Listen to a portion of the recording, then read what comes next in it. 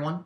I am here today to explain some of my adaptations for my music classrooms in the four major areas of modality, pacing, size, and color. So we'll start with modality. One of the biggest things I'm a huge fan of is movement activities, especially when listening to different types of classical music, because I think it gets the students engaged, especially if they find a piece maybe a little boring or a little not fun to listen to and just sit through. So one of the biggest things that I have in my music classroom is this right here. This is my Bose wireless speaker. Now, one of the biggest things that it does is it's connected to Bluetooth, so I can stop and pause the music all the time, and I don't have to be at the computer. I can just reach into my pocket, click a button on my phone, and pause the music. And it's a really easy way to talk about listening to music and pause a movement activity. And you can do this a lot within the kids don't expect it, and you're not stuck at the computer, so you can continue to walk around and talk with them and move along with them.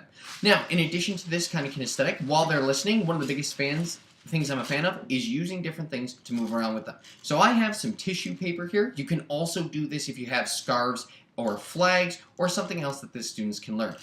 They can use this to wave around during the movement activity, just like so, and make different movements corresponding to the music. And they can go up in sharp movements and all types of movements throughout. This can really work well with some of the lay-on activities if you're a fan of the Kodai system, because then you can work in different lay-on movements during the piece, and that helps to show more of the dynamics and the tempo. So those are two of the things I really like to use for modality. Now, for color, I have a couple of my handbells right here. So each handbell color corresponds with a different note. These happen to be my chromatic handbells, and if you look right up here, you can see that each chromatic handbell has both a number and a letter name given to them. So students can work on both. That gives students three different avenues to learn from: the actual name of the note, the color of the bell that they are playing, or the number that they use.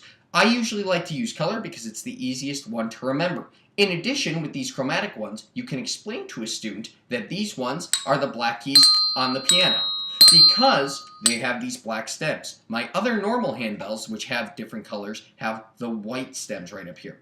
In addition to these being my ones used for color, you can then translate these notes by using something like these colored pencils right over here. With colored pencils, I can now go and underline different notes in my pieces, and now students will get used to it. So for example, if C is red and D is orange and so on, then I can use these colored pencils to show students what they've already built upon. Alright, C is red, so I'm going to just highlight or underline everything in C. Alright, E is blue. I can go and do that under E, and that gives them something they're already used to. For size, I have a couple of different things I like to use. The first is this hand drum right over here. I like to use all types of drumming during my classes, but it's important that I have different sizes because not only do they make different sounds, but some students, especially my students in summer school who have wheelchairs, sometimes cannot physically reach my larger drums, and you don't want to have the aide have to pick it up and hold it for them the entire time.